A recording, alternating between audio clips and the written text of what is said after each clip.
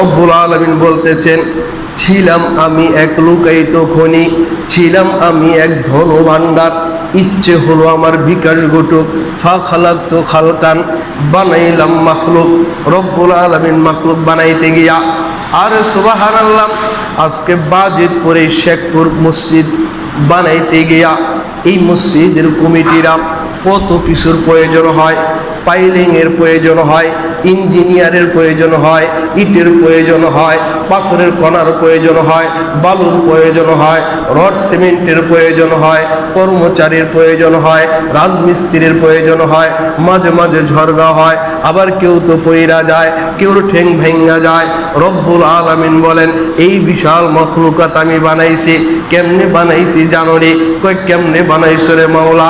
কয় আমার কোনো পাইলিং টাইলিং লাগে না, আমার কোনো কর্মচারী লাগে না, আমার কোনো রাজমিস্ত্রি লাগে না, আমার কোনো রড বালি সিমেন্ট কিছুই লাগে না।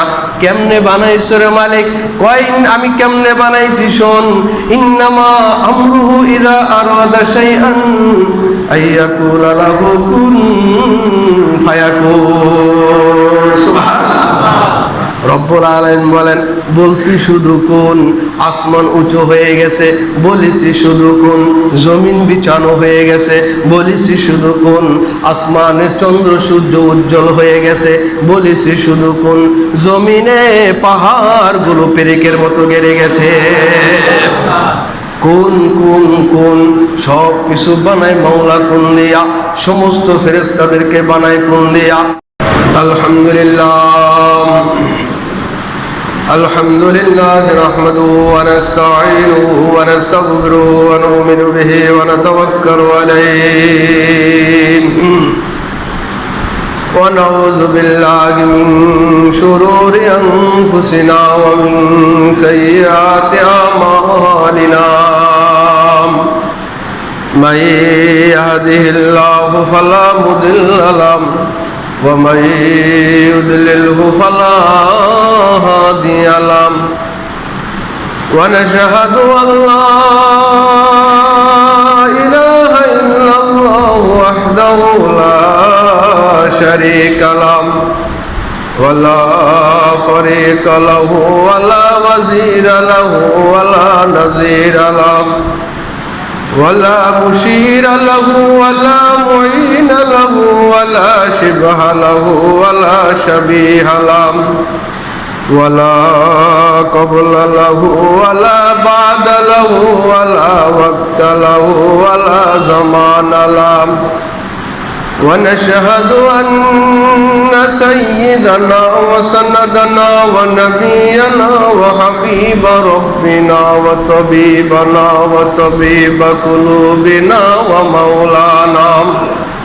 ومولانا محمدا عبده ورسوله صلى الله تعالى عليه وعلى آله وصحبه وبارك وسلم تسليما كثيرا أما بعد فأعوذ بالله من الشيطان الرجيم بسم الله الرحمن الرحيم ما كان محمد أبا أحد من رجالكم ولكن رسول الله وخاتم النبيين وكان الله بكل شيء عليما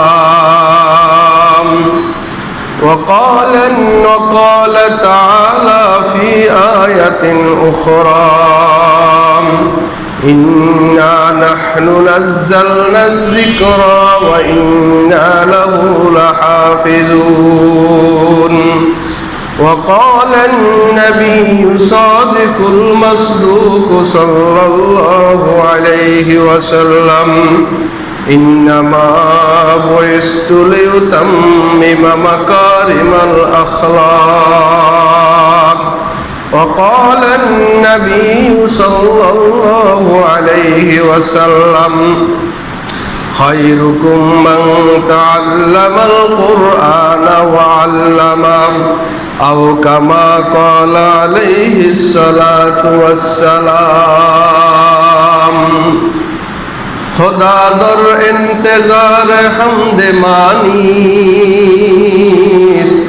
मुहम्मद चश्म बर्राहे सनानीस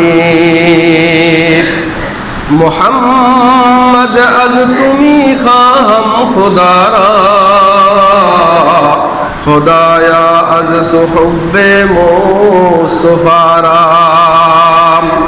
मुहम्मद हामिदू हमदे खुदा बॉस खुदा मदहे आफरीने मुस्तफा बॉस मुहम्मद पर फिदा हो जाके मकबूल खुदा हो जा इस दुनिया से जुदा हो जा आर नादा परदेसी ला इलाहा इल्लल्लाह ला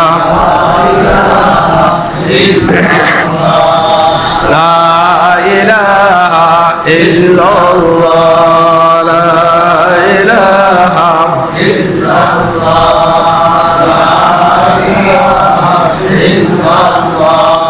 शहर में लगता नहीं सारा से घबराता है दिल शहर में लगता नहीं है सारा से घबराता है दिल अब कहाँ ले जाके बैठो ऐसे दीवाना को हम ला इलाहा इल्लल्लाह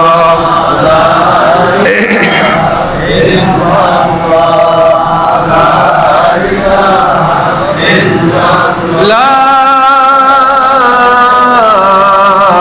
इलाहा इल्लल्लाह मुहम्मदुर রাসূলুল্লাহ সাল্লাল্লাহু আলাইহি ওয়াসাল্লাম ঐতিহ্যবাহী বাঁশকান্দি ইউনিয়নের বাজিতপুর শেখপুর কেন্দ্রীয় জামে মসজিদে আল্লাহ পাক আপনাকে আমাকে আজ 7 রবিউল আউয়াল 15 অক্টোবর প্রথম রবিউল আউয়াল মাসে আমাদেরকে আল্লাহ পাক জুড়ে মেলে দুনিয়ার সমস্ত ঝামেলা থেকে মুক্ত করে দুনিয়ার সমস্ত ফিতনা ফাসাদ থেকে আল্লাহ পাক ফারিগ করে আমাদের ঈমানি বলে বলিয়ান হয়ে ঈমানি চেতনা নিয়ে আল্লাহ পাকের ঘর মসজিদে তাড়াতাড়ি আসবার মতো তৌফিক দান করলেন এই জন্য বলে আলহামদুলিল্লাহ আল্লাহ পাকের দরবারে শুকরিয়া আদায় করি যে আল্লাহ পাক আপনাকে আমাকে দুনিয়াতে এমন একটা দলের ভিতরে এমন একটা ফিরকার ভিতরে এমন একটা মজমার ভিতরে আল্লাহ পাক আমাদেরকে প্রেরণ করেছেন যেই কাজের ভিতরে যেই দলের ভিতরে যেই দলের নেতৃত্ব দেওয়ার জন্য আল্লাহ পাক 1,24,000 পয়গম্বর পাঠিয়েছেন এবং সর্বশেষ পয়গম্বর সকল সমস্ত পয়গম্বরের সরদার জনাব মুহাম্মদুর রাসূলুল্লাহ সাল্লাল্লাহু আলাইহি ওয়াসাল্লামকে যেই মিশনের নেতা করে পাঠিয়েছিলেন ওই মিশনের উপরে আল্লাহ পাক দ্বীনের উপরে আমাদেরকে কায়েম দায়েম রেখে এই মজলিসে নামাজে আসবার মতো তৌফিক দান করছেন বলে আলহামদুলিল্লাহ এটা একটা কল্পনা করার বিষয় যে আমাদের কেমন একটা মুবারক কাজে এমন একটা ইসলাম দ্বীনের ধর্মের ভিতর আমাদেরকে আল্লাহ পাক দাখিল করেছেন হ্যাঁ যেই কাজের জন্য আল্লাহ পাক নির্বাচন করেছেন আল্লাহ পাকের এক নাম মাহবুব তার বন্ধুর নাম রাখছিলেন মুহাম্মদ সুবহানাল্লাহ এই মুহাম্মাদের ধর্মের উপরে আল্লাহ পাক পছন্দনীয় দ্বীনের ভিতরে যেই কাজের জন্য সমস্ত পয়গম্বরের সরদার নবী মুহাম্মদুর রাসূলুল্লাহ সাল্লাল্লাহু আলাইহি ওয়াসাল্লামকে প্রেরণ করেছিলেন ওই কাজের ভিতরে আল্লাহ পাক আমাদেরকে এখনো ঈমানের সাথে আমলের সাথে বাঁচিয়ে রেখেছেন বলে আলহামদুলিল্লাহ মেরে মুহতারাম ভাই পয়গম্বরের মিশন কি ছিল রব্বুল আলামিন পৃথিবীতে কি খেল খেললেন এই দুইটি কথা দিয়ে আজ আমি আমার রবিউল আউয়াল মাসের উদ্বোধনীয় বয়ান সূচনা করতে চাই। কারণ রবিউল আউয়াল মাসের শান, এই রবিউল আউয়াল মাসের নাম শুনলে একটা ফুলের কথা মনে পড়ে, যেই ফুলের খুশবুতে সারা জাহান মতোয়ারা, জমিনবাসীও পাগল পারা, আকাশবাসীও পাগল পারা, জমিনের ভিতরে যারা আছে তারাও পাগল পারা, আকাশের ভিতরে যারা বিচরণ করে অবস্থানরত অবস্থায় আছেন তারাও পাগল পারা। এমনকি আকাশের উপরে যাইতে যাইতে যাইতে যাইতে আল্লাহ পাক 7 আসমান পাড়ি দিয়ে দিবেন, এরপরে জুলুমাতের দরিয়া পাড়ি দিয়ে দিবেন, এরপরে হায়াতের দরিয়া পাড়িয়ে দিয়ে দিবেন, এরপরে নূরের দরিয়া পাড়ি দিবেন, এরপরে পর্দা পাড়ি দিবেন, এরপর সিদরাতুল মুনতাহার হেড অফিস পাড়ি দিবেন, এর উপরে লৌহ, এর উপরে কলম, এর উপরে আরশ কুরসি। স্বয়ং আল্লাহ পাক আরশওয়ালা ওই রবি ফুলের জন্য মাতোয়ারা, বলেন সুবহানাল্লাহ। জয়ং স্রষ্টা যেই ফুলের জন্য পাগল হইতে পারে, সেই ফুলকে আল্লাহ পাক কেমন ঘ্রাণ দিয়া বানাইছিলেন, কেমন রূপ দিয়া বানাইছিলেন, কিভাবে তাকে দুনিয়াতে পাঠিয়েছিলেন, কি আকৃতি তাকে দিয়েছিলেন, কেমন সুরাত তার দিয়েছিলেন, কেমন ইজ্জত তার দিয়েছিলেন, কেমন শান তার দিয়েছিলেন, সমস্ত কথাগুলো আল্লাহ পাক তার কোরআনুল কারীমের ভিতরে বলে দিয়েছেন, বলেন সুবহানাল্লাহ। ওই কথাটা দিয়ে নবীদের মিশন কি ছিল, রব্বুল আলামিন পৃথিবীতে কি খেল খেললেন। হাদিসে কুরসি, ভাষা নবীজির, ভাব আল্লাহ।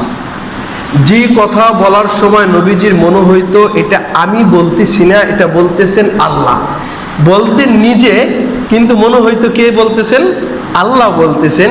এই কথাটাকে, এই হাদিসটাকে বলা হয় হাদিসে কুরসি, বলেন সুবহানাল্লাহ। যেটা নবী যে বলার সময় মনে হইতো কে বলতেছেন, আল্লাহ বলতেছেন, কিন্তু তার জবান দিয়ে তিনিই বলতেন, মনে হইতো কে বলতেছেন, আল্লাহ। এটাকে বলা হয় হাদিসে কুরসি। 2 নম্বর, যে কথাটা বলবার সময় নবীজির মনে হইতো আমি বলতেছি, আল্লাহ পাক আমার দিলের ভিতরে এলকা ঢাইলা দিছেন, এটাকে বলা হয় হাদিস শরীফ, বলেন সুবহানাল্লাহ। আর যেই কথাটা স্বয়ং আল্লাহ পাক তার জবানে উচ্চারণ করেছেন, উচ্চারণ করে দুনিয়াতে প্রেরণ করেছেন, পাঠিয়ে দিয়েছেন, ওই কালামের নাম হলো কোরআনুল কারীম, সুবহানাল্লাহ। এই 3 প্রকারের ওহী, হাদিসে কুরসি, হাদিস শরীফ এবং কোরআনুল কারীম। তো ওই হাদিসে কুরসি রব্বুল আলামিন বলেন, কুনতু কানজান মাখফিয়ান, ছিলাম আমি এক লুকায়িত খনি, চাইলাম আমার বিকাশ ঘটুক। আল্লাহ আল্লাহ বলবেন, হুজুর এক এক ফেরেশতা কত বড়। মেরে মুহতারাম ভাই, বুখারী শরীফের হাদিস। একদিন নবীজি বলেন, জিবরাইল আলাইহিস সালাতু ওয়াস সালাম আসমান জমিনের মধ্যখানে চেয়ার পাইতা বসছে, বসার পর আমার ডাক দিছে, ইয়া মুহাম্মদ। আমি ডাইনে তাকাইলাম, কাউকে তো দেখি না। আমি বামে তাকাইলাম, দেখি কাউকে দেখি না। সামনের দিকে তাকাই, কাউকে আমার নজরে পড়ে না। পিছনে তাকাই, পিছনেও দেখি না।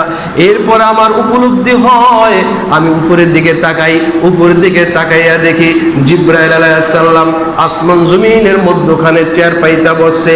জিবরাইলের মাথা এত বড়, এত বড়, ওই মাথার কারণে পুরা আসমান ঢাইকা গেছে। যেই জিব্রাইলের মাথা এত বড়, না জানি ওই জিব্রাইলের গর্দানটা কত বড়, যার গর্দানটা এত বড়, ওই গর্দানওয়ালা শরীর কত বড়, ওই শরীর, ওই সত্তা, ওই শরীরের সৃষ্টিকর্তা যে আল্লাহ, না জানি ওই মাওলা কত বড়। এরও আল্লাহ বানাইছেন কোন দেয়া? বলবেন হুজুর আজরাইল কত বড়। মেরে মুহতারাম ভাই, প্রথমে জমিনে পানি ছিল। পানি কি ছিল? এই পানি গুতাগুতি হয় এক জায়গায় যাইয়া, যেখানে খানায় কাবা আল্লাহ বানাইছেন, ওই খানায় কাবার উপরে সমস্ত পানি গুতাগুতি হয়। পশ্চিম দিক থেকে পানির ঢেউ আসে, এই ঢেউ খালি যাইতেছে তো যাইতেছে, কোথাও থামে না, কোথাও বাধাও সৃষ্টি হয় না। আবার পূর্ব দিক থেকে ঢেউ আসে, ওই ঢেউ সামনে কোথাও বাধা হয় না। আবার উত্তর দিক থেকে আসে, দক্ষিণ দিক থেকে আসে, চতুর্দিক থেকে ঢেউ হইয়া ওই 4 ঢেউয়ের মাথা যেই জায়গায় গুতাগুতি হয়, যেই জায়গায় ধাক্কা লাগে, ওই জায়গায়, যেই জায়গায় এখন বর্তমানে খানায় কাবা আল্লাহ সৃষ্টি করে রেখেছেন, সুবহানাল্লাহ। তো আমরা ছোটবেলায় দেখছি পানির গুতাগুতি থেকে ফেনা হয়, হয় না? ওই পানির গুতাগুতি থেকে ফেনা হয়, ফেনার থেকে চাক্কা সৃষ্টি হয়, ওই চাক্কাটা পৃথিবীর চতুর্দিকে ছড়াইতে থাকে। ওই চাক্কা এবার পশ্চিম দিকে যায়, পূর্ব দিকে যায়, উত্তরে যায়, দক্ষিণে যায়। চাক্কা ছড়াইতে ছড়াইতে চতুর্দিকে যখন ছড়াইয়া যায়, ওই চাক্কার উপরে আল্লাহ পাক একটা আবরণ সৃষ্টি করেন। ওই আবরণের নাম হইল জমিন। সুবহানাল্লাহ। ওই জমিনের খাল তোলার জন্য আল্লাহ পাক জিব্রাইলকে পাঠাইলেন, জিব্রাইল তুমি জমিনের খাল তৈলা নিয়ে আসো। জিব্রাইল নিতে পারে না, ধমক খাইয়া উঠা যায়। মিকাইল আলাইহিস সালামকে পাঠাইলেন, মিকাইলও নিতে পারে না। ইসরাফিলকে পাঠাইলেন, ইসরাফিলও নিতে পারে না। শেষ পর্যায়ে আজরাইল আলাইহিস সালাতু ওয়াস সালামকে আল্লাহ পাক ডাক দিলেন, আজরাইল জি মালিক, যাও জমিনের খাল তৈলা নিয়ে আসো। যে কাজ জিব্রাইলও পারে না, যে কাজ মিকাইলও পারে না, যে কাজ ইসরাফিলও পারে না, তুমি জমিনের খাল তৈলা নিয়ে আসো। এবার আজরাইল আলাইহিস সালাম জমিনে আসেন, একটা থাবা দেয়। ওই থাবার ভেতরে 20 কোটি বর্গ মাইল এরিয়ার জমিন এক থাবায় তৈলা আসমানে নিয়ে যায়।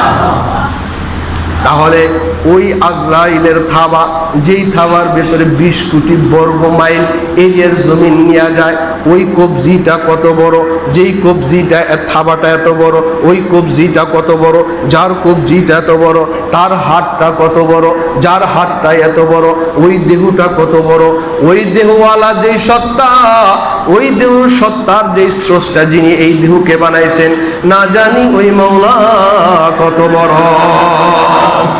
সব বানাইছেন আল্লাহ কোন দিয়া?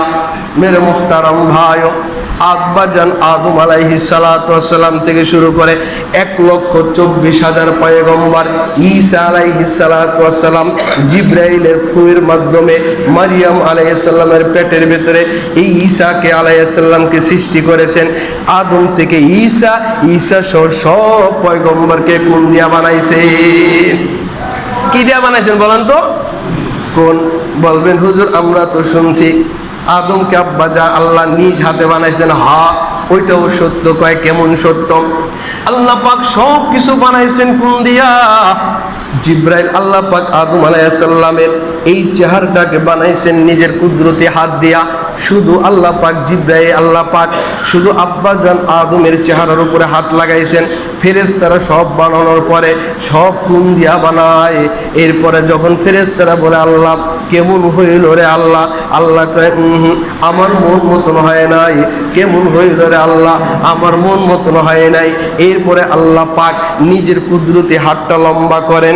আমার আল্লাহ কেমন? কয় ইন্নাল্লাহা জামিল, আমার আল্লাহ হইল সুন্দর। ইউহিব্বুজ জামাল, আল্লাহ পাক সুন্দরকে পছন্দ করেন। ওই আল্লাহ সুন্দর, তিনি সুন্দরকে পছন্দ করেন। ওই সুন্দরওয়ালা হাত যেই চেহারার উপরে লাগে, না জানি আব্বা জানের চেহারা কত সুন্দর হয়ে গেছে। তাহলে যিনি সুন্দর পছন্দ করেন, তাহলে সুন্দর করে বানাইলে কেমন বানাইতে পারে? সব চুলের গোড়া হইতে থুতনির নিচ পর্যন্ত, 2 কানের লতির মাঝের জায়গা, গালটারে ধইরা আদর কইরা, নাকটারে ধইরা আদর কইরা, গাল কপালে হাত লাগাইয়া রব্বুল আলামিন কোরআনুল কারীমের ভিতরে ঘোষণা দিয়া যায়, লাকাদ খালাকনাল ইনসান ফি আহসানি তাকওয়িম। সুবহানাল্লাহ। সব চাইতে আমি মানবকে সুন্দর করে বানাইলাম, আমি আদমকে সুন্দর করে বানাইলাম। আদমের যত সন্তান, সে হইতে পারে কালো, এও সুন্দর। আরেকজনের চোখের মনি, কথা বলেন ঠিক কিনা? আমি কালো, আমার বিবির কাছে আমি ভালো। তুমি সুন্দর, তোমার বিবির কাছে তুমি ভালো। তুমি মধ্যম সাদা বর্ণ, তোমার বিবির কাছে তুমি ভালো। তুমি যেই প্রকারে হোক না কেন, সবার কাছে এক জিনিস ভালো লাগে না, একজনের কাছে না একজন সে সুন্দর। কথা বলেন ঠিক কিনা? আমার যেটা পছন্দ হয় আরেকজনের ওটা পছন্দ হয় না। তো আল্লাহ পাক আদম আলাইহিস সালাম থেকে শুরু করে ঈসা আলাইহিস সালাতু ওয়াস সালাম সব কিছু কোন দিয়া বানায়? প্রমাণটাকে কয় কোরআনুল কারীম, ইন্না মাসালা ঈসা ইনদাল্লাহ কামাসালি আদম খালাকাহু মিন তুরাব সুম্মা ক্বালা লাহু কুন ফায়াকুন। সুবহানাল্লাহ। সব আল্লাহ কোন দিয়া বানায়? কি দিয়া বানায়? সব কোন দিয়া বানায়, বানাইতে বানাইতে একজনের পালা আইসা যায়। তারা কি দিয়া বানাইছেন? কুরআনুল কারীমের ভিতরে কোনো আয়াত পাওয়া যায় না। আল্লাহ পাক তাকে কি দিয়া বানাইছেন? কয় সে কে? সে আর কেউ না, জনাবে মুহাম্মদুর রাসূলুল্লাহ সাল্লাল্লাহু আলাইহি ওয়াসাল্লাম। কিন্তু হাদিস শরীফের ভিতরে ঘটনা পাওয়া যায়। কি পাওয়া যায়? যে আল্লাহ পাক তার এই বন্ধু মুহাম্মদকে কি দিয়া বানাইছেন। একটা ঘটনা পাওয়া যায় বুখারী শরীফের হাদিস। হাসান ইবনে সাবিত, নবীজির কবি, যাকে বিশ্ব কবি বলা হইতো, যাকে নবীজির কবি বলা হইতো, এই হাসান ইবনে সাবিত রাদিয়াল্লাহু তাআলা আনহু বলেন, একদিন নবীজির কাছে এসে বলেন, ইয়া রাসূলুল্লাহ, বললেন কি হাসান? আমার একটু বলতে মনে চায়, আমার একটু বলতে মনে চায়। বলো, কি বলতে মনে চায়? আমার বলতে মনে চায় আপনি দেখতে কেমন, আপনাকে আল্লাহ পাক কি দিয়া বানাইছেন, কেমন সুন্দর করে বানাইছেন, এটা আমার একটু বলতে মনে চায়। আল্লাহ রাসূল অনুমতি দিয়ে, তাহলে বলো। এবার হাসান ইবনে সাবিত যেহেতু কবি ছিলেন, কবিতা আকারে বলেন, ও আহসানা মিন কালাম তারাকাতু আইনি ওয়া আজমালা মিন কালাম তালিদিন নিসাউ খুলিকতা মুবাররাম মিন কুল্লি আইবিন কান্নাকা কদ খুলিকতা কামা তাশাউ। এবার হাসান ইবনে সাবিত বলেন, আমার দুই নয়ন আপনার চাইতে সুন্দর আর কাউকে দেখে নাই, আপনার চাইতে সুশ্রী বাচ্চা কোনো মা কোনোদিন এখনো পর্যন্ত প্রসাব করে নাই। আমার মন বলে আল্লাহ পাক আপনাকে বানাইছেন সমস্ত দোষ ত্রুটি থেকে মুক্ত কইরা। এরপরে হাসান যে কবিতাটা বলেন, আমার মনে হয় আল্লাহ পাক আপনাকে মাওলা পাকের প্রেম দিয়া বানাইছেন, যেমন তিনি চাইছেন তেমনি কইরা বানাইছেন। কেমন বানাইছেন? সাহাবায়ে কেরাম রাদিয়াল্লাহু তাআলা আনহু বলতেন, ইয়াতালাআলা ওয়াজহুহু তালাআলুল কমারি লাইলাতাল বাদরি। আমার নবীজির চেহারার দিকে যখন তাকাইতো মানুষ, মনে হইতো পূর্ণিমার চন্দ্র এবং সূর্যের চাইতে বেশি উজ্জ্বল। হযরত জাবির ইবনে সামুরা বলে, তোদের কথা ঠিক না, আমি বলি। কয় তাহলে তুমি বলো। আমি বলবো আমার নবীজি দেখতে কেমন, কত সুন্দর দেখা যায়। জাবির ইবনে সামুরা রাদিয়াল্লাহু তাআলা আনহু বলেন, আমি বলি শোন, আমার মাহবুবকে আল্লাহ পাক কত সুন্দর করে বানাইছেন, দেখতে কেমন দেখা যায়। কয় তাহলে বলো। এবার জাবির ইবনে সামুরা রাদিয়াল্লাহু তাআলা আনহু বলেন, কয় একদিন মসজিদে নববীতে আমাকে নবীজি ডাক দিলেন, জাবির। তো আমি গেলাম, জি ইয়া রাসূলুল্লাহ। কয় একটু কাছে আসো, আমি আসলাম। কয় একটু বসো, বসলাম। এরপর আল্লাহ রাসূল বলে, জাবের আমার একটু মনে চায় আমি একটু ঘুমাবো। তো ইয়া রাসূলুল্লাহ কোথায় ঘুমাইবেন? কয় আমার মনে চায় তোমার রানকে বালিশ বানাইয়া ঘুমাইতে। সুবহানাল্লাহ। এবার জাবের ইবনে সামুরা রাদিয়াল্লাহু তাআলা আনহুর অন্তরটা খুশি হয়ে যায়। কোন সত্তা শুইতে চাইছেন? এমন সত্তা শুইতে চাইছেন যে সত্তায় যদি ঘুমাইতে চাইতেন তাহলে আল্লাহ পাকের আরশে তিনি ঘুমাইতে পারতেন। বলেন সুবহানাল্লাহ। এবার ওই সত্তা জাবের রাদিয়াল্লাহু তাআলা আনহুর রানে শুইতে চাইছে। নবীজির চেহারার যে চোখের পাওয়ার একটু বলে দেই। আমার নবীজির চোখের পাওয়ার এমন ছিল, আমার নবীজি ডাইনে তাকাইছেন তো বামের সাহাবায়ে কেরাম নবীজির এই গাল মোবারক দেখতেন। আবার যখন ঘুইরা বামে তাকাইতেন, আবার এই ডাইন সাইডের মুসল্লিরা আমার নবীজিকে দেখত। সরাসরি কেউ নবীজির চোখের উপরে চোখ রাইখা চেহারাকে দেখতে পারতেন না। কারণ কেন? ওই চোখের ভেতরে এমন পাওয়ার আল্লাহ দিয়ে দিয়েছেন, ওই চোখের উপরে চোখ রাইখা কথা বলার হিম্মত সাহস আল্লাহ পাক কারো দেন না। এত নূর নিয়ে আসছিলেন। শুধু দুইজন সাহাবী আমার নবীজির চোখের উপর চোখ রাইখা কথা বলতে পারতেন। একজনের নাম আবু বকর, আর একজনের নাম হইল ওমর। এই দুইজন সাহাবী নবীজির বৈঠকে বসতেন, চোখের উপর চোখ রাইখা কথা বলতেন। এই দুইজন সাহাবী দাঁড়ায় রইছেন তো নবীজির চোখের উপর চোখ রাইখা কথা বলতেন। এই দুইজন সাহাবী যেমন মনে চায় আমার নবীদের সাথে অমনি ভাবে কথা বলতে পারতেন, আর কাউকে অনুমতি দেওয়া হয় নাই। ওই জাবের রাদিয়াল্লাহু তাআলা আনহু বলেন, আমি বইসা গেলাম, আমার নবীজি ঘুমাইলেন, আমার রানে মাথা রাখলেন, আমার মনের ভেতরে কৌতূহল জাগলো। এমন তো সময় আর কখনো পাই না, কারণ চক্ষু থাকবে বন্ধ, আমি আমার মাহবুবের চেহারা এবার পরিপূর্ণভাবে দেখতে পারবো। এই চিন্তা ভাবনা করে এবার মাহবুবের চেহারার দিকে তাকায় রয়েছেন। হঠাৎ করে মনে হয় যে আজকে তো পূর্ণিমার রাত, দেখি আকাশের পূর্ণিমাটা কেমন দেখা যায়, পূর্ণিমার চাঁদটা কেমন দেখা যায়। মসজিদে নববীটা প্রথমে ছিল খেজুর পাতার ছাউনিতে, কি দিয়া? খেজুর পাতার ছাউনি ছিল, মাঝে মাঝে ফাঁকা ছিল। বৃষ্টি যখন আসতো মসজিদে নববী পানিতে বোঝাই হয়ে যাইত। যারা মদিনায় গেছেন মসজিদে নববী এখন দেখতে কত চমৎকার, কিন্তু আমার নবীজিকে আল্লাহ পাক ওই মসজিদের নববীতে নামাজ পড়াইছেন, খেজুর পাতার ছাউনি দিয়া পানি আসতো। এবার কয় জাবের ইবনে সামুরা বলেন, আমি ওই ছাউনি দিয়া তাকাইলাম, ফাঁকা দিয়ে আকাশ দিয়ে পূর্ণিমার চাঁদ ঝলমল করতেছে।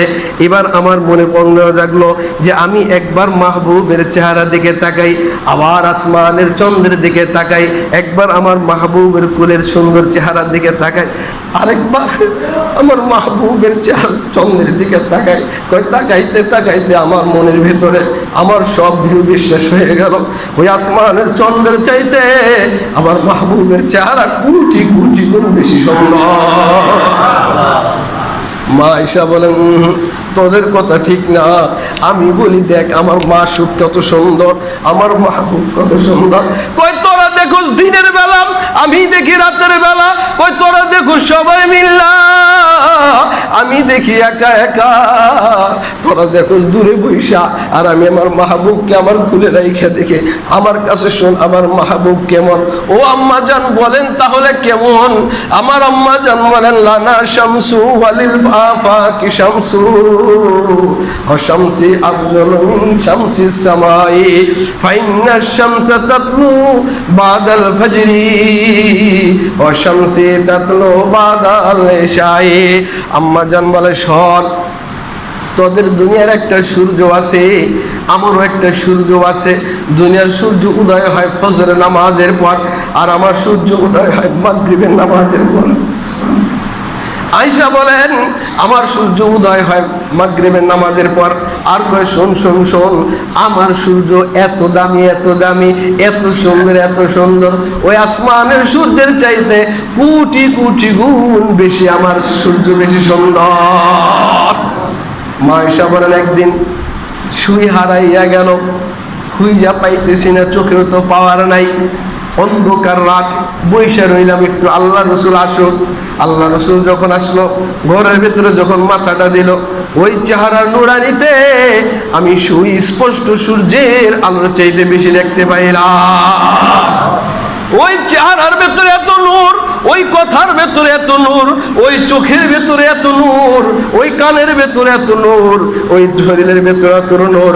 আমার নবীজি যেখানে বসা থাকতেন, ডাইনে নূর যাইতো, বামে নূর যাইতো, সামনে নূর যাইতো, পিছনে নূর যাইতো, উপরে নূর যাইতো, নিচে নূর যাইতো। ওই ওই নূরের ভেতরে যারা বসা থাকতো সকলকে আল্লাহ নূরময় বানাইয়া দিতে। এটা হইল সেই রবিউল আউয়াল মাস। আল্লাহু আকবার। আম্মা জান বলেন, আম্মা জানের কথাটা 100% সত্য। এই কথা বলে আমি আমার বয়ান শেষ করার দিকে যাব, লম্বা চূড়া আলোচনা করা যাবে না। মেরে মুহতারাম ভাই, নবীজির এক বংশের সন্তান ছিল কবির আহমদ রেফাই। কবির আহমদ রেফাই নবীজির বংশের লোক, দূরে থাকতেন, মদিনায় যাইতে পারতেন না, কারণ সকলের তো টাকা নাই। উনি দূরে থাকতেন, মদিনায় যাইতে পারতেন না, কিন্তু নবীজির মোহাব্বত কলিজা ভরা ছিল। একদিন হঠাৎ করে আল্লাহ পাক তাকে তৌফিক দেন, রওজা পাকের সামনে হাজির হয়ে যায়। মনে মনে বলে, সকলে সালাম দেয় একভাবে, আমি দিব ভিন্নভাবে, কারণ সকলে তো আল্লাহ রসুলের উম্মত। আমি আমার আল্লাহ রসুলের বংশের সন্তান, আমি একটু আমার নানাজিকে ভিন্নভাবে সালাম দিয়ে দেখি উত্তরটা আসে কিনা। এবার সালাম দেয়, আসসালামু আলাইকা ইয়া রাসূলুল্লাহ, সুবহানাল্লাহ। এবার আল্লাহ রসুলকে সালাম দেয়। এবার কবর মোবারক থেকে জবাব আসে, ওয়ালাইকুম সালাম ইয়া ওয়ালাদি, সুবহানাল্লাহ, ও আমার সন্তান তোমার উপরে সালাম। এবার যখন সাহস পাইছে কবর মোবারক থেকে নবীজির সাওয়াল, ওই মসজিদ নববীতে 90,000 মুসল্লিরা ছিল। ওই মজলিসের মধ্যে আব্দুল কাদের জিলানী উপস্থিত ছিল, এমন বড় বড় বহুত আল্লাহর ওলিরা ছিল। তারা সকলে শুনতে পাইল রওজা মুবারক থেকে নবীজি সালামের জবাব দিতেছে। এবার যখন আশেক ওই কবির আহমদ রিফাই এবার যখন দেখলো যে নবীজি সালাম দিছে, এবার নবীজিকে এবার ডাক দিছে, ফি হালাতিল বুদি রূহি কুনতু উরসিলুহা তুকাব্বিলুল আরদা আন্নী ওয়া হিয়া নাইবাতি। এবার আল্লাহ রাসূলকে ডাক দিছে, জালির কাছে যাইয়া, বড় সিদ্ধুর কাছে যাইয়া ডাক দিছে, ইয়া রাসূলুল্লাহ, এতদিন আমি দূরে ছিলাম, আপনার কাছে আসতে পারতাম না, এই জন্য আমার রূহটাকে আপনার কাছে প্রেরণ করে দিতাম, আপনার রওজা মুবারক চুমু খেয়ে যাইত।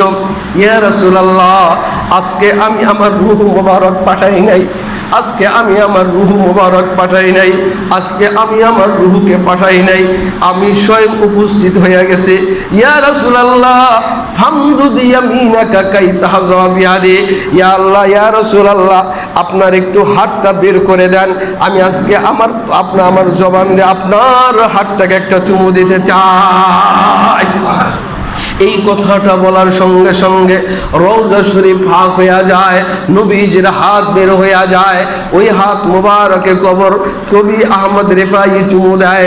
90,000 ওই মুসল্লিরা বলেন, ওই নবীজির হাত মুবারক যে কবর থেকে বের হইছে, ওই হাতের ঝলকানিতে পুরা মসজিদে নববী উজ্জ্বল হয়ে যায়। আল্লাহ পাক এই মাহবুবকে নিজের থেকে বানাইছেন, যেমন বানানোর দরকার তেমন বানাইছেন। তার প্রত্যেকটা অঙ্গ প্রত্যঙ্গ সামাইলে তিরমিজির ভেতরে আমরা পড়ছি, কেমন ছিল তার নাকটা, কেমন ছিল তার চোখটা, কেমন ছিল তার ভুরুটা, কেমন ছিল তার গালটা, কেমন ছিল তার ঠোঁটটা, কেমন ছিল তার এই চোখের পাপড়িটা, কেমন ছিল কপালটা, কেমন ছিল থুতনিটা, কেমন ছিল তার দাড়িটা, কেমন ছিল তার হাতের আঙ্গুলগুলা, কেমন ছিল তার দেহটা, কেমন ছিল তার পায়ের গোছাগুলা, কেমন তিনি লম্বায় কেমন ছিলেন, তিনি কেমন স্বাস্থ্যবান কেমন ছিলেন, সব কিছু সামাইলে তিরমিজি, ইমাম তিরমিজি রহিমাহুল্লাহ আমাদেরকে বয়ান করে গেছে। বয়ান করলে তো অনেক সময় লাগবে। মেরে মুহতারাম ভাই, আপনারা তো জানেন এখানে যারা আছেন তারা নবীর উম্মত কিনা, বলেন নবীর উম্মত কিনা? বলতে কি অসুবিধা হয়নি? নবীর উম্মত কিনা বলেন? যদি নবীর উম্মত হন, ওই শানওয়ালা নবীর উপরে, ওই আজমতওয়ালা নবীর উপরে, ওই ইজ্জতওয়ালা নবীর উপরে আল্লাহ পাক দুনিয়াতে 1,24,000 পয়গম্বর পাঠাইছেন। সমস্ত পয়গম্বরদেরকে সহিফা দিয়েছেন, কিতাবও দিয়েছেন। এর ভিতরে 4খানা কিতাব আল্লাহ বড় নাজিল করছেন। একটার নাম হইল তাওরাত, আরেকটার নাম হইল জাবুর, আরেকটার নাম হইল ইনজিল, আরেকটার নাম হইল কোরআন। আল্লাহ পাক তাওরাতকে নিজ হাতে লেখা দিয়েছেন, জাবুর এবং ইনজিলকে অন্যভাবে দিয়েছেন। আল্লাহু আকবার। একটা কিতাব শুধু আল্লাহ পাক নিজে লেখাও দেন নাই, ঢাইলাও দেন নাই, কারো মাধ্যমে পাঠাইয়া দেন নাই। একটা কিতাব, যেই কিতাবের নাম হইল আল কোরআনুল কারীম। ওই কোরআনুল কারীমকে লৌহে মাহফুজে লেখা ছিল, ওখান থেকে আল্লাহ পাক নিজে তেলাওয়াত করে করে জমিনে আমাদের নবীর উপরে অবতীর্ণ করেছে। এবার দুনিয়ার সব সৃষ্টি হয় কোন দিয়া, কিন্তু কোরআনুল কারীম আল্লাহ পাক কি দিয়া বানাইছেন ওইটা তো আমি জানি না। আল্লাহ পাকের নিজের ভাষা, আল্লাহ পাকের নিজের কালাম, এর বড় শান, এর বড় মান, এর বড় ইজ্জত দুনিয়ার সব কোন মিস্ত্রি দিয়া বানায়, কিন্তু আল্লাহ পাকের কালাম আল্লাহ পাক নিজেই তেলাওয়াত করে জমিনে পাঠাইছে। কথাটা কি বুঝে আসছে ভাই? যদি হয় তাহলে অন্যান্য কিতাবের তুলনায় আমার আল্লাহ পাকের কোরআনুল কারীমের কিতাবটা উপরে না নিচে? আবার বলেন উপরে না নিচে? আরো বলেন উপরে না নিচে? কত উপরে, কত উপরে?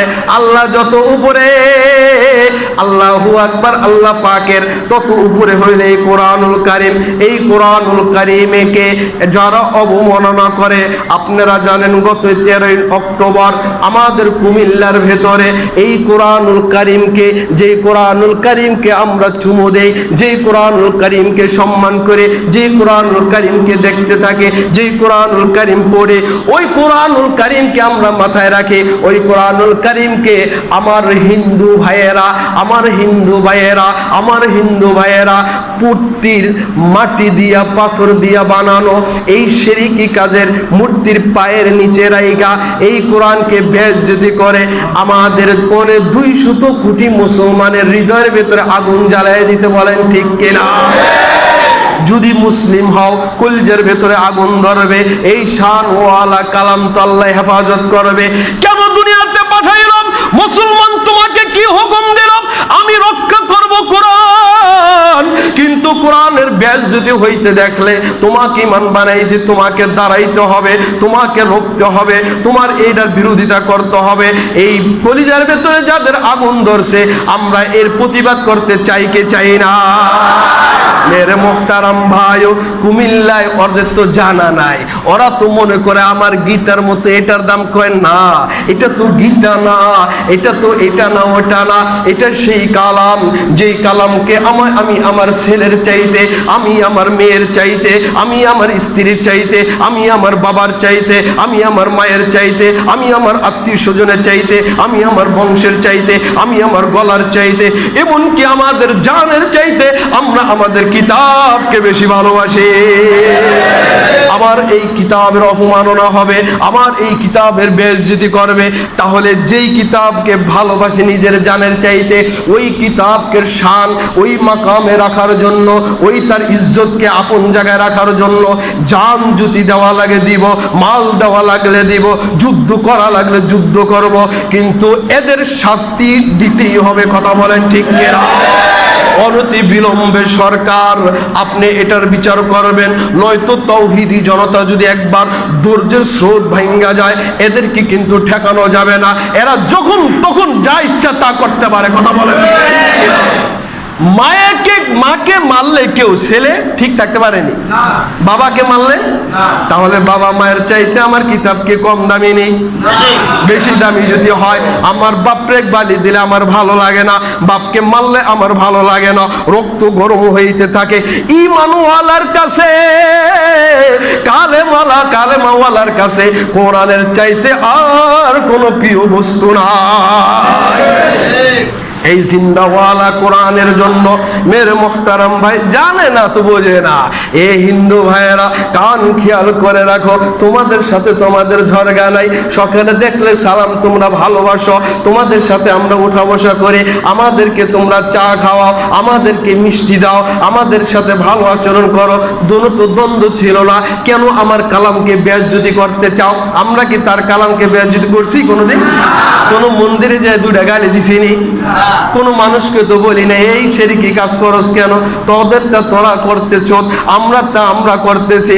আমার মাওলার কালাম লৌহে মাহফুজ থেকে আর কোন কিতাব পাঠান নাই, ওই কিতাব আমরা আমাদের মাথার উপর রাখে, আর ওই কিতাবকে তোরা পায়ের নিচে রাইখা আমাদের কলিজার ভেতরে আগুন ধরাইয়া দিছ। শুই না রাখো ওই হিন্দু প্রজারা, তোমরা শুই না রাখো। তুমি সাগর দেখেছো, সাগরের গভীরতা দেখো নাই, পাহাড় দেখেছো, পাহাড়ের ওজন তুমি দেখো নাই, তুমি বাঘ দেখেছো, বাঘের হুঙ্কার দেখো নাই, গুগু দেখেছো, গুগুর ফাঁদ দেখো নাই, মুসলমান দেখেছো, মুসলমানের ঈমানি শক্তি তুমি দেখো নাই, মুসলমান দেখছো, মুসলমানের রাঙ্গা চক্ষু তুমি দেখো নাই, মুসলমান দেখছো, মুসলমানের মর্দে মুজাহিদের শক্তি তুমি দেখো নাই, মুসলমান দেখছো, মুসলমানের শাহাদাত বরণ, মুসলমানের সাহস তুমি দেখো নাই। কথা বলেন ঠিক কিনা? মেরে মুহতারাম ভাইও, এই কোরআনের অবমাননা করে পুরা বাংলাদেশের ভেতরে একটা বিশৃঙ্খলা সৃষ্টি করেছে। কথা বলেন ঠিক কিনা?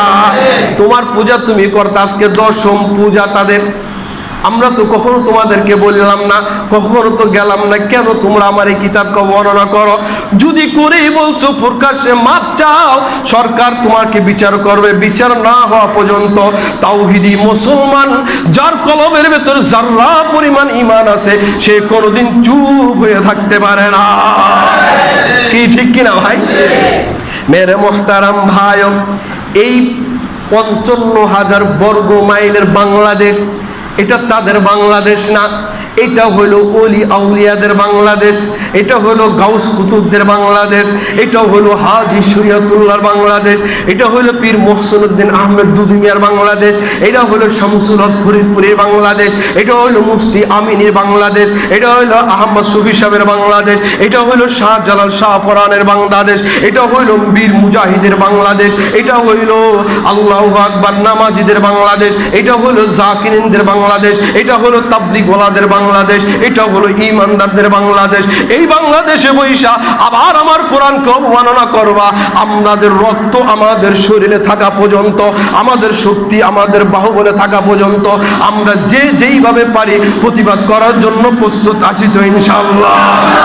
নারায়ে তাকবীর, নারায়ে তাকবীর। ইসলামের দুশমনেরা হুঁশিয়ার সাবধান। মেরে মুহতারাম ভাই, শক্ত কথা আমরা কোনোদিন কাউকে বলি না। কেন আমাদের দেশ বললাম?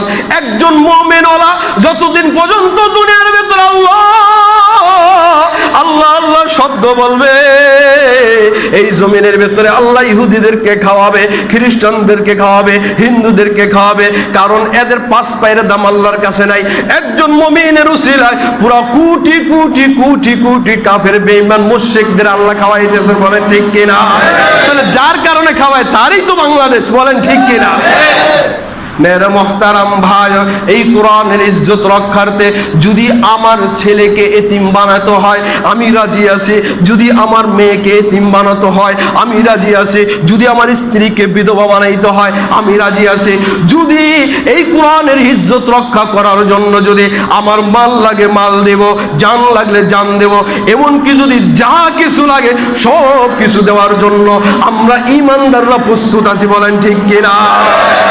তাহলে আমরা একটাই বিচার চাই, আমাদের একটাই আবদার হইল, এই 95% মুসলমানের দেশে আমার কোরআনুল কারীম বাংলায় লেখা না, ইংরেজিতেও লেখা না, উর্দুতেও লেখা না, ইব্রানি ভাষাও লেখা না। এটা কোন দুনিয়ার মানুষ কোন রচিত কিতাব না। এই কিতাব হইল আল্লাহ রচনা করেছেন, মালিক জবান দিয়ে তেলাওয়াত করেছেন। এই ভাষা জান্নাতি ভাষা, এই ভাষা হাসরের ভাষা, এই ভাষা নবীওয়ালার ভাষা, এই ভাষা হইল কবরের ভাষা, এই ভাষা হইল কোরআনের ভাষা। এই ভাষাকে যারা বেইজ্জতি করছে, এই বেইজ্জতওয়ালাদেরকে যারা ইজ্জত হানি করছে, আমার কিতাবের শান যারা কমায় দিয়েছে, মূর্তির পায়ের নিচে রাইখা মুসলমানদেরকে জ্বালায় দিয়েছে, আমরা এর দৃষ্টান্তমূলক শাস্তি আমাদের সরকার মহোদয়ের কাছে আবদার করব। যতক্ষণ পর্যন্ত না হবে তাওহীদি মুসলমান ঘুমাইয়াও শান্তি পাবে না। কথা বলেন ঠিক কিনা? কারণ মা মরে গেলে, আমার মাকে কেউ যদি ধর্ষণ করে মেরে ফেলে, আমি সন্তান হিসেবে ঘুমিয়ে শান্তি পাবো না। আমার বাবাকে যদি কেউ মেরে ফেলে, আমি সন্তান হিসেবে শান্তি পাবো না। আমার ছেলেকে আমার চোখের সামনে মেরে ফেলবে, আমি সহ্য করতে পারবো না। আমার ছেলের চাইতে, আমার মা বাবার চাইতে আমার কোরআনুল কারীম হইল বেশি প্রিয়। তাহলে এই কোরআনের ইজ্জতের জন্য আপনার চিন্তা করতে হবে, দোয়া করতে হবে, এবং আল্লাহ পাক যেন আমাদের যারা প্রতিনিধি আছেন তাদের অতি তাড়াতাড়ি অতি অনতি বিলম্বে এদের গ্রেফতার করে দৃষ্টান্তমূলক শাস্তি আমরা চাই কিনা ভাই? ইনশাআল্লাহ। আমরা নিজের হাতে কোনো বিচার নিতে চাই না, আমাদের শক্তিও নাই। আমাদের নেতারা আছে, আমাদের সরকার মহোদয় আছে, তিনি এর দৃষ্টান্তমূলক বিচার দিবেন, কারণ তিনি মুসলমান। তার কিতাব কোরআন, কোরআনকে অবমাননা করার শক্তি, এই দুঃসাহস কাকে কে দেখাইলো এবং কার শক্তি দিয়ে সে দেখাইলো, এটার উদ্ঘাটন করার দায়িত্ব তাদের। কথা বলেন ঠিক কিনা? আমরা চাই বাংলাদেশ সুন্দর মতো চলতেছিল, কোনো ঝরকা ছিল না, একের পর এক। দেখেন সর্বশ্রেষ্ঠ কিতাব আল্লাহ পাকের একটা কিতাবে আছে জান্নাত থেকে, এটাকেও তার অবমাননা করলো। আর কি বাকি আছে দুনিয়ার ভিতরে? দেখেন তাবলিগের ভেতরে 2 জামাত, হুজুরের ভেতরে 2 জামাত, আপনার সুন্নিদের ভেতরে জামাত আছে, এই বয়াতিদের ভেতরে জামাতি আছে, আবার মানুষের ভেতরে জামাতি আছে, আবার দলের ভেতরে ভাগ ভাগ করা আছে। একটা কিতাব ছিল, এটা ভাগ করা যায় না, এটার কোনো তাওরাতের সাথে তুলনা হয় না, এটা কোনো ইনজিলের সাথে তুলনা হয় না, এটা কোনো জাবুরের সাথে তুলনা হয় না। মালিকের কালাম আর নবী মুহাম্মদ রাসূলুল্লাহ জিবরাইলের মাধ্যমে দুনিয়াতে পাঠাইয়া দিয়েছে। লম্বা আলোচনা না, রবিউল আউয়াল মাস নবীর মোহব্বতের মাস। আল্লাহ পাক আমাদেরকে নবীর দুশমনদের, আল্লাহ পাকের কোরআন বেইজ্জতকারীদের দৃষ্টান্তমূলক শাস্তির দাবি রেখে আজ আমি আমার বয়ানকে শেষ করেছি। আখির দাওয়ানা আলহামদুলিল্লাহি রাব্বিল আলামিন।